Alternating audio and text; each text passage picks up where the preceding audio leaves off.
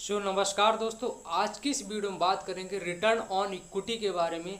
क्या होता, कैसे कैलकुलेट होता, कोई भी कंपनी डेट लेकर कर्जा लेकर आरओई को कैसे बढ़ा देती है और इसके माध्यम से अच्छी कंपनी हम कैसे चुन सकते हैं। जब भी कोई हम स्टॉक पिक करने जाते हैं तो उसमें से हम आरओई माध्यम से अच्छा स्टॉक पिक कर सकते हैं। तो फर्स्ट जान लेते हैं आरओई क्या है। आरओई यानी रिटर्न ऑन इक्विटी। इक्विटी मतलब शेयर होल्डर के पैसे पे कंपनी कितना पैसा बना के दे रही है, उसको कहते हैं रिटर्न ऑन इक्विटी। कैसे कैलकुलेट होता है, इसके लिए एक फार्मूला होता है, वही बराबर नेट प्रॉफिट बटे shareholder equity. Net profit income statement से आता है, शेयर होल्डर इक्विटी वो बैलेंस शीट, कंपनी के बैलेंस शीट से आता है। इसके बाद बात की जाए इसे कैसे कैलकुलेट किया जाता है, तो इसके लिए एक हम एग्जाम्पल लेते हैं।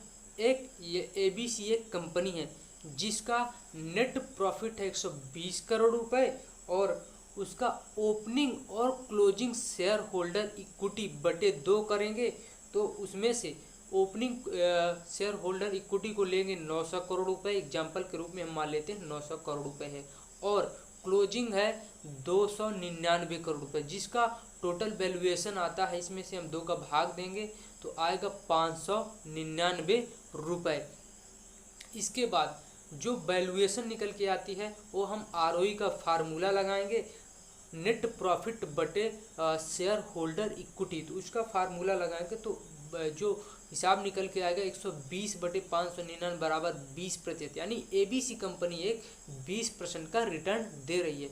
तो एक मन में क्वेश्चन उठता कि कंपनी को करीबन कितने, एक अच्छी कंपनी ढूंढ कितने परसेंट का रिटर्न देती हो हमें।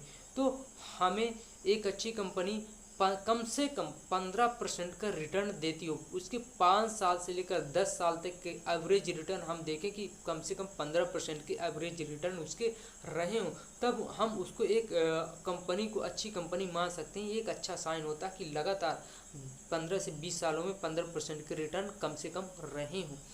इसके बाद कंपनी कर्जा लेकर कैसे अपने रिटर्न ऑन इक्विटी को बढ़ा देती हैं, जिससे हम ये सारी चीज़ें हमें समझ में नहीं आती। तो हम बात करते हैं कि कंपनी कैसे कर्जा लेकर इसको बढ़ा देती है। ए भी एक कंपनी लेते हैं, एक लेते हैं बीसी कंपनी, जिस दोनों का टोटल एसेट्स 120 करोड़ रुपए है और नेट प्रॉफिट दोनों का 20 करोड़ रुपए है और शेयर होल्डर इक्विटी 120 करोड़ रुपए है। ए बी कंपनी के पास कोई भी कर्जा नहीं, लेकिन वहीं बीसी कंपनी के पास 80 करोड़ का कर्जा है। तो अब देखते हैं, कैलकुलेशन करते हैं रिटर्न ऑन इक्विटी का फार्मूला लगाकर, यानी नेट प्रॉफिट बटे shareholder equity. A B company का लगाएंगे तो 20 बटे 120 होगा, जिससे इसका रिटर्न 16% होगा, यानी ए बी कंपनी का रिटर्न कितना हुआ 16%। वहीं बीसी कंपनी का हम हिसाब लगाएं तो उसमें से 120 माइनस 80 करोड़ क्या है, कर्जा है, तो इसको हम माइनस करेंगे, जो उसकी टोटल एसेट निकल कर आएगी 40 करोड़ रुपए उसकी एसेट निकल कर आएगी, बटे हम भाग देंगे। आरओई का फार्मूला लगाएं तो 20 बटे 40 करेंगे तो 50% का रिटर्न निकल के आया। तो नॉर्मली तौर पर हमें देखने पर यही लगता है कि ये कंपनी बेस्ट है, कितना अच्छा रिटर्न दे रही है, लेकिन क्या सही है? जी बिल्कुल नहीं, क्योंकि जो बीसी कंपनी हो फाइनेंशियली स्ट्रॉन्ग नहीं है, इसके पास कर्जा है, ये एक अच्छा साइन नहीं है। कंपनी कभी भी इससे कर्जे के कारण डूब जाती है और बहुत सी कंपनियों की यही हालत होती है। तो ये एक अच्छा साइन नहीं है, क्योंकि जो कंपनी कितने की है, 120 करोड़ की, वहीं 80 करोड़ इसके पास कर्जा है, टोटल ऐसे 40 करोड़ का है, तो ये एक अच्छा साइन नहीं है। यानी कंपनी ए बी बीसी के मुकाबले फाइनेंशियली स्ट्रॉन्ग है।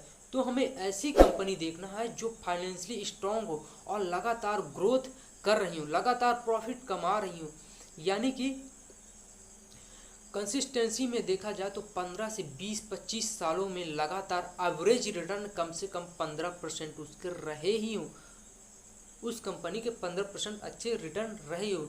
अब क्या है, screener.com पे जाना है, आप किसी भी कंपनी के रिटर्न ऑन इक्विटी को वहाँ पर चेक कर सकते हैं, किसी भी कंपनी का, या investing.com, बहुत सी ऐसी वेबसाइट जहाँ पर आप जाके, एक नया आया फिनोलॉजी.com, जहाँ पर आप जाके चेक कर सकते हैं। तो आपको लगातार ग्रोथ कंपनी को चुनना है।